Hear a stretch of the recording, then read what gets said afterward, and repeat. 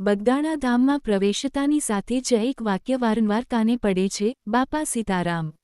આ માત્ર મંત્ર નથી, પણ અહીંની અવિરત સેવા ભાવનાનો પાયો છે. પૂજ્ય બજરંગદાસ બાપાનો એક જ સંકલ્પ હતો કે આશ્રમમાં આવેલો કોઈ પણ માણસ ભૂખ્યો ન જવો જોઈએ. આજે પણ આ સંકલ્પ અક્ષરશ પળાય છે. શ્રી ગુરુ આશ્રમ બગદાણાનું ભોજનાલય માત્ર રસોડું નથી, પણ એક એવું દિવ્ય અન્નક્ષેત્ર છે જ્યાં શ્રદ્ધા અને સેવાનો અનોખો સંગમ રચાય છે. ઘણીવાર આપણને પ્રશ્ન થાય કે શું શ્રદ્ધાથી વ્યવસ્થા ચાલી શકે?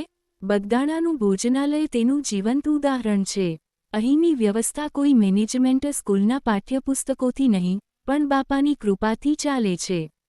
અહીંના આંકડા સાંભળીને તમે પણ દંગ રહી જશો. દૈનિક સેવા, સામાન્ય દિવસોમાં પણ અહીં દરરોજ 10,000મી વધુ ભક્તો પ્રેમથી બાપાનો પ્રસાદ લે છે.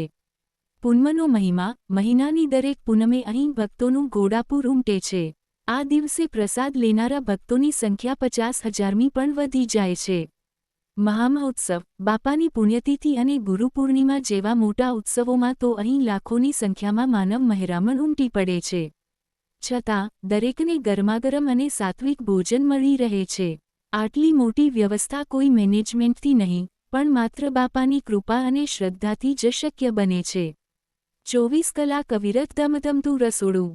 આશ્રમની ભોજનશાળામાં સવારે ગરમાગરમ નાસ્તો તો મળે જ છે, પરંતુ તે ઉપરાંત 24 કલાક, દિવસ-રાત પ્રસાદની વ્યવસ્થા ચાલુ જ હોય છે. વહેલી સવારે આવતા યાત્રાળુઓ હોય કે મધ્યરાત્રિએ પહોંચતા ભક્તો, અહીં કોઈ ભૂખ્યું રહેતું નથી. સ્વયંસેવકો દ્વારા જે પ્રેમથી અહીં પીરસવામાં આવે છે, તેનાથી ભોજનનો સ્વાદ અને તૃપ્તિ અનેકગણી વધી જાય છે. સેંકડો બહેનો દ્વારા રોટલા ઘડવામાં આવે છે અને શાક સુધારવામાં આવે છે. આ દરેક કોળિયામાં સ્વયંસેવકોનો પ્રેમ અને શ્રદ્ધા ભળેલી હોય છે.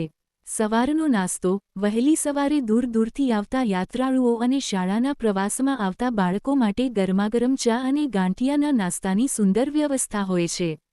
અહીં આજે પણ મોટા ભાગની રસોઈ પરંપરાગત રીતે લાકડાના મોટા ચૂલા પર બનાવવામાં આવે છે. લાકડાની ધીમી આંચ પર શેકાયેલા રોટલા અને દેશી પદ્ધતિથી બનેલા શાકમાં જે સોડમ આવે છે, તે બીજે ક્યાંય નથી મળતી. આશ્રમમાં અન્નનો બગાડ ન થાય તેનું ખાસ ધ્યાન રાખવામાં આવે છે. અન્ન તેવો ઓડકાર, અહીંનું ભોજન એટલું સાત્વિક હોય છે કે મન અને આત્મા બંને તૃપ્ત થઈ જાય છે.